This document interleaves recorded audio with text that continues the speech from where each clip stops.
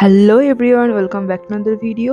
গত 15ই জানুয়ারি আমাদের ইউটিউব চ্যানেলে 1K সাবস্ক্রাইবার সম্পূর্ণ হয়েছে। তার জন্য অসংখ্য ধন্যবাদ তোমাদের। এভাবেই সাপোর্ট করতে থাকো। আশা করি তোমাদের এই ভিডিওটি ভালো লাগবে। আমি এখানে একটা রাধা কৃষ্ণের ড্রয়িং করতে চলেছি।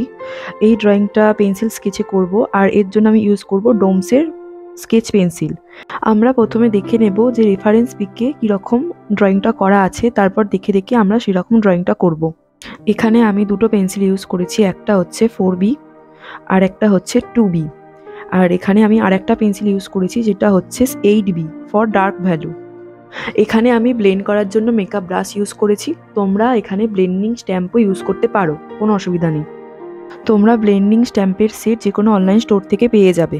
আমি এটা ফ্লিপকার্ট থেকে নিয়েছিলাম, তোমাদের লিঙ্কটা দিয়ে দেবো। দেন আমরা রেফারেন্স পিকটাকে ভালোভাবে অবজার্ভ করব।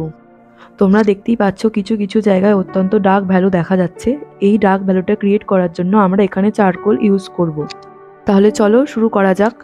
আমি প্রথমে এখানে 4B ইউজ করেছি। এইটা দিয়ে আমি ডার্ক ভ্যালু ও লাইট ভ্যালু ক্রিয়েট করব। তোমরা দেখতে থাকো আমি কিভাবে করছি।